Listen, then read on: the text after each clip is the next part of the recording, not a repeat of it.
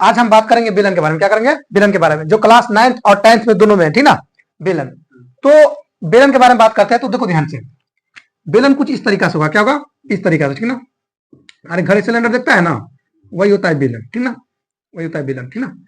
और इसको जो बोलते हैं ऊंचाई, क्या बोलते हैं? ऊंचाई, ऊंचाई एच, इसको लिखेंगे एच, लिखेंगे ऊंचाई का शॉर्टकट में क्या लिखेंगे? एच, ठीक ना। और इसको यहां से यहां तक लिखेंगे हम रेडियस। क्या होगा? रेडियस। आर को बोलेंगे त्रिज्या। क्या बोलेंगे? त्रिज्या। क्या बोलेंगे? त्रिज्या, ठीक ना, समझ गया ना? क्या बोलेंगे? त्रिज्या। तो ये भी त्रिज्या होगा, ठीक, कोई दिक्कत नहीं ना। तो इसको हम बोलते हैं बेलन। क्या बोलते हैं? बेलन। तो हम यहाँ से पहला फॉर्मूला लिखेंगे बेलन के, आखिर पहला फॉर्मूला होगा बेलन का आयतन। क्या होगा? बेलन का आयतन। तो बेलन का आयतन क्या होगा? आयतन उसे कहेंगे जो कुछ स्थान घेरे, वही ना, जो कुछ स्थान घेरेगा तो ये होगा आयतन। तो बेलन का आयतन क्या होगा? Pi square H, pi square H, ठीक। दूसरा, बेलन का वक्र पृष्ठीय क्षेत्रफल, बेलन का वक्र पृष्ठीय क्षेत्रफल, वक्र पृष्ठीय क्षेत्रफल।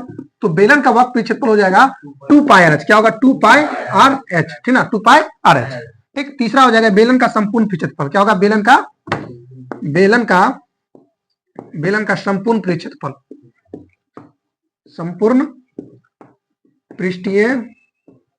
संपूर्ण पृष्ठीय क्षेत्रफल। तो बेलन का संपूर्ण पृष्ठीय क्षेत्रफल हो जाएगा 2 पाई आर, इसको पढ़ेंगे 2 पाई आर, ठीक ना, 2 pi R into R plus H, ठीक ना, 2 pi R into R plus H. अब जहां ठीक ना, जहां दिख रहा है ना नीचे, जहां पाई के मान हो जाए इसको हम बोलेंगे पाई, इसको क्या पढ़ेंगे? पाई, इसको क्या पढ़ेंगे? पाई, क्या पढ़ेंगे? पाई। अब पाई के मान होता है 22/7। क्या होता है? 22/7 होता है, या 3.14। क्या होता है? 3.14, ठीक ना। और आर को क्या बोलते हैं हम? आर को बोलते हैं त्रिज्या। क्या बोलते हैं? त्रिज्या। क्या बोलते हैं? त्रिज्या। और एच को क्या बोलते हैं? ऊंचाई। क्या बोलते हैं? ऊंचाई, यानी हाइट। क्या बोलते हैं? ऊंचाई, हाइट। यानी आर फॉर रेडियस और एच फॉर हाइट, ठीक ना, हाइट, ठीक ना। तो ये हो गया मेरा बेलन का। पहले बताओ बेलन का आयतन क्या होगा? Pi square H. बेलन का वक्र पृष्ठीय क्षेत्रफल 2 पाई आर। बेलन का संपूर्ण पृष्ठीय क्षेत्रफल 2 pi R into R plus H. और पाई के मान कितना होता है? या 3.14। और एच को बोलते हैं ऊंचाई और आर को बोलते हैं त्रिज्या। समझ गया ना? ठीक। तो चलो इसको बोर्ड इरेज करते हैं, उसके बाद बनाते हैं। फॉर्मूला हो गया। पहले बताओ बेलन का आयतन क्या होता है? Pi square H. बेलन का वक्र पृष्ठीय क्षेत्रफल 2 पाई आर एच। अब बेलन का संपूर्ण पृष्ठीय क्षेत्रफल 2 pi R into R plus H, ठीक। ये था मेरा। तो देखो ध्यान से, कहा है क्वेश्चन कर रहा है किसी बेलन का आधार का त्रिज्या 7 सेंटीमीटर, त्रिज्या बोले तो आर हो गया, ठीक है, 7 सेंटीमीटर, और ऊंचाई कितना हो गया? 20 सेंटीमीटर। तो बेलन का आयतन ज्ञात करें। उसी तरह तुमको बोलेगा कि वक्र पृष्ठीय क्षेत्रफल निकाले, उसी तरह बोलेगा संपूर्ण पृष्ठीय क्षेत्रफल निकाले। तो हमको इसमें पूछा है सिर्फ आयतन। क्या पूछा? आयतन। एगो उस फॉर्मूला में नोट कर लेना साइड में, देखो ध्यान से, यहाँ पे लिख देते हैं, साइड में लिख लेना। त्रिज्या बराबर होती है, त्रिज्या बराबर व्यास बटा 2। क्या होती है? व्यास बटा 2। क्या होता है? व्यास बटा 2। या आर बराबर हो जाएगा डी बटा 2। समझ गए ना? आर बराबर डी बटा 2, ये भी हो सकता है। या डी बराबर हम सीधे ये भी लिख सकते हैं, यानी व्यास बराबर 2 गुने त्रिज्या, ये भी हो जाएगा, ठीक ना। तो उसमें साइड में नोट कर लेना। आप देखो पहले क्वेश्चन देखते हैं।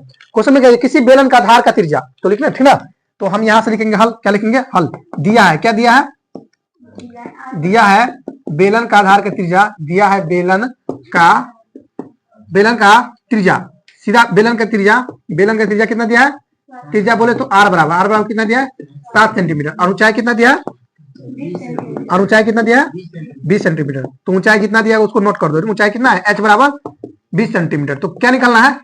ऊंचाई ये नहीं था, देखो त्रिज्या बराबर 7 सेंटीमीटर था और ऊंचाई कितना था? 20 सेंटीमीटर। तो हमको क्या निकाला? बेलन का आयतन। तो लिखेंगे तो बेलन का आयतन, बेलन का आयतन। तो बेलन का आयतन क्या होता है? Pi square H. तो पाई स्क्वायर एच हो जाएगा। अब देखो हम बताए ना पाई का मान कितना होता है? 22/7। कितना लिखा है? 22/7। तो 22/7 हो गया। आर के मान देखो कितना दिया है? 7। कितना दिया है? 7। तो आर के स्क्वायर यानी 7 के स्क्वायर करेंगे 2 बार होगा, तो 7 के स्क्वायर यानी 7 गुना 7, ये ना स्क्वायर का मतलब वही ना, तो 2 बार लिखना। और एच कितना दिया है? 20। कितना दिया है?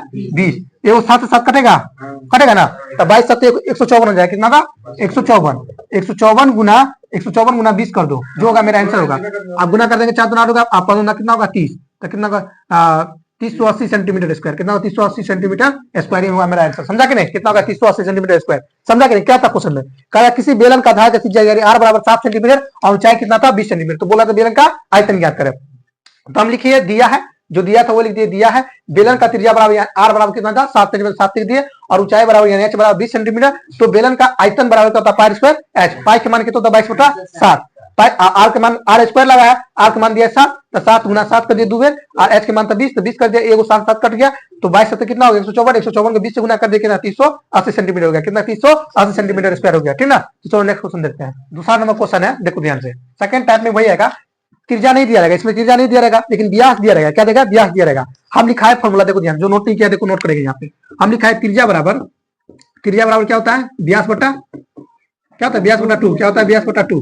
त्रिज्या को आर लिखेंगे और व्यास को डी लिखे डी बटा 2 हो जाएगा, ठीक ना, समझा। तो ये मेरा हो गया, ठीक ना। तो इस तरीका से लिखेंगे। तो देखो ध्यान से क्वेश्चन में क्या देखा है, एक समबेलन, बेलन बोले या समबेलन, बात बराबर हुआ, ठीक ना। तो एक समबेलन का व्यास दिया है 14 सेंटीमीटर, कितना दिया है? 14 सेंटीमीटर, तथा ऊंचाई दिया है हमको 25 सेंटीमीटर। तो बोलना है बेलन का वक्र क्षेत्रफल ज्ञात करें। क्या बताओ? वक्र पृष्ठीय क्षेत्रफल, ठीक। तो देखो ध्यान से लिखेंगे, सॉल्यूशन लिखेंगे, लिखेंगे हल, लिखना क्या लिखेंगे? हल। दिया है, क्या दिया है? दिया है व्यास बराबर, दिया है व्यास बराबर कितना दिया है? 14 सेंटीमीटर, 14 सेंटीमीटर दिया है, ठीक। तो हम पहले त्रिज्या निकाले तो लिखते हैं त्रिज्या बराबर इसीलिए त्रिज्या बराबर त्रिज्या यानी आर बराबर क्या होगा? व्यास बटा में क्या होगा? व्यास बटा में 2, व्यास बटा में 2। तो व्यास का मान कितना? 14 दिया है ना, देखो ना, व्यास का मान 14 दिया है ना, तो 14 बटा 2 करेंगे, काट देंगे 7 आ जाएगा। तो आर के मान कितना हो जाएगा? 7, आर के मान 7। और ऊंचाई कितना दिया है? और ऊंचाई कितना दिया? देखो ऊंचाई कितना दिया है?